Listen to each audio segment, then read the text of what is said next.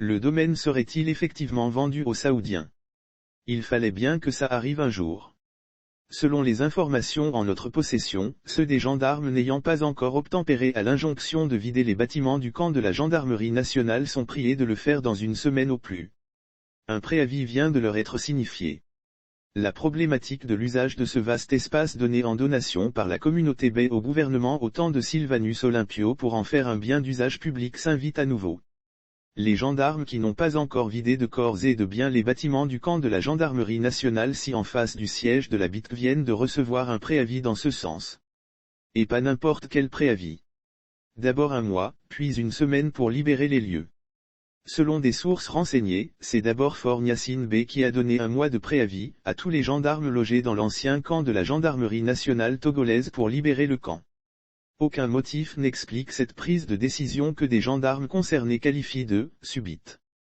Mais pour ajouter au malaise dans les rangs des concernés, on apprend que le nouveau directeur général de la gendarmerie, le colonel Emen vient de leur signifier qu'il dispose d'une semaine de préavis pour s'exécuter. Et dans les rangs des concernés, c'est le désarroi. Comment feront les gendarmes étant en mission avant cette prise de décision? Comment feront les élèves du cours primaire de l'école du camp de la gendarmerie? Comment? Se demandent certains. Comme s'ils venaient d'être surpris. Ce qui n'est pas tout à fait exact. Il y a longtemps que le camp des gendarmes a été délocalisé vers le nouveau siège situé derrière la cour d'appel de Lomé, un espace anciennement occupé par l'entreprise Seco BTP. Mais vivre au sein de l'ancien camp exemptait les occupants de payer le loyer, les frais d'électricité et d'eau.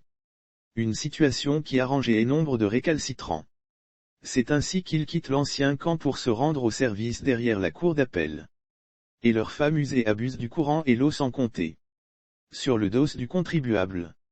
Aux préoccupations des uns et des autres, un gendarme ayant déjà trouvé un local en ville se demande ce que feraient les mécontents du préavis s'ils avaient reçu une affectation vers l'intérieur du pays et que leurs enfants élèves devraient aussi les suivre. Quel usage veut-on faire de l'ancien emplacement? Même si la hiérarchie venait à être informée de l'usage que les autorités comptent faire du vaste domaine concédé par la communauté Bay, pas certain que les langues se délient. Sujet sensible peut-être. Selon les confidences, depuis 2016, le camp de la gendarmerie nationale aurait été vendu aux Saoudiens. Ces derniers veulent construire une cité semblable à celle de la résidence du Bénin 6 en face de l'université de Lomé. Mais quand les natifs de Bay qui sont les propriétaires des lieux ont eu l'information, ils se sont opposés à la vente réalisée sans leurs avis et consentement. Ils ont fait savoir que le domaine n'a pas été vendu à l'État, ils ont juste prêté les terrains à Sylvanus Olympio à l'époque pour en faire un camp.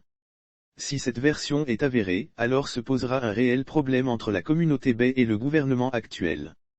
En effet, il est louable d'entendre dire par exemple que le CHU Sylvanus Olympio et d'autres domaines ont été concédés à l'État togolais pour qu'il en fasse des lieux d'utilité publique devant bénéficier à l'ensemble des Togolais. Mais utiliser ces lieux à but lucratif et privé pourrait créer des frustrations chez les vrais propriétaires terriens. Puisque ceux-ci pourraient brandir la violation des accords passés par l'État togolais et revendiquer la rétrocession de leurs biens immeubles qu'ils pourront vendre à leur guise et au prix qui leur semblerait plus avantageux. Un dos pour un usage public ne saurait être transformé par le bénéficiaire en un usage privé et lucratif.